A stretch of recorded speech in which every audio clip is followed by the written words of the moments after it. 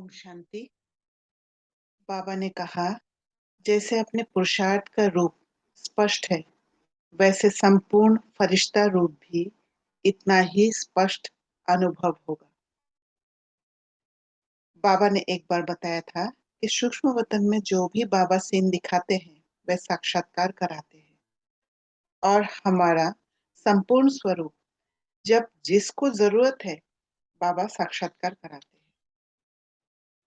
यहाँ बाबा ने मुझे समझाया कि हम जैसे जैसे पुरुषार्थ करते हैं, बाबा के याद में रहते हैं, हमारा मन बुद्धि, हमारा संपूर्ण स्वरूप यह देवता स्वरूप के नजदीक आता है। और हर बार जब हम उस स्वरूप में स्थित होने का संकल्प करते हैं, तो हमारा पुरुषार्थ एक सबस्ट्रेट बाबा से जुड़ने का इच्छा से स्मृति में परिवर्तन बन एक एक्टिव साइट क्रिएट करता है, जिससे एक नया प्रोडक्ट निकलता है और वह हमारा नया दैवी संस्कार, जैसे इस पिक्चर में दिख रहा है। तो सबस्ट्रेट पहले एंजाइम जैसा बनता है और जो ग्रूव है, ये जो ग्रूव दिख रहा है, ये जो ग्रूव है, ये ग्रूव है, जो ग्रूव है सबस्ट्रेट वहां जाकर एंजाइम का ग्रूव से मिलता है। और जहां सबस्ट्रेट और एंजाइम सबसे नजदीक होता है, जैसे यहाँ, वह जगह एक्टिव साइट होता है जहां सिमिलैरिटीज आता है। जैसे बाबा कहते हैं, अपने को आत्मा समझ बाबा को याद करो तो विक्रम विनाश होंगे। आत्मा और परमात्मा दोनों सेम पॉइंट बिंदी है। बाबा ने 1981 की एक मुरली में भी कहा है, अगर बाप को देखो जैसे बाप बिंदु है, वैसे ही हर बात को बिंदु लगा दो। तो अगर हर बात को हम बिंदु लगाते हैं, तो बाबा जैसे बनते हैं, वो सबस्ट्रेट बन एंजाइम में फिट होते हैं। जब हम स्वयं को जान उस स्मृति में टिक कर योग लगाते हैं, हमारा कनेक्शन बाबा के साथ जुड़ता है, तो एक साइट एक्टिवेट होता है जहां दोनों में सिमिलरिटीज है, सबसे क्लोज होते हैं। और उसी जगह पर हमारा विक्रम विनाश होता है, क्लीनिंग होता है और एक वेल बीइंग का फीलिंग आती है। तो संस्कार गुण रूपी प्रोडक्ट क्रिएट करते हैं और संपूर्णता के और बढ़ते हैं। जैसे देखा है इस पिक्चर में, यहाँ पर प्रोडक्ट बना हुआ है।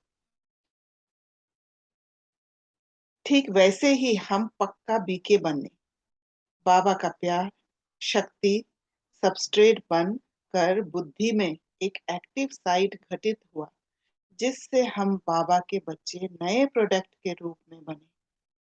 तो ये समझ आ रहा है, जितना सबस्ट्रेट यूज करके एक्टिव साइट बनाते जाएंगे, उतना नए फरिश्ते उतना नए फरिश्तों देवी संस्कार प्रोडक्ट बनते जाएगा और हम उस स्वरूप में फिट हो जाएंगे। जब एक गुण यूज करते हैं, वह एक्टिव साइट बनता है और सुंदर संस्कार प्रोडक्ट रूप में निकलता है। स्वयं के साथ और बाबा के साथ कनेक्शन एक सबस्ट्रेट का काम करता है और जितना नजदीक उस स्वरूप के होंगे, उतना अनुभव होगा।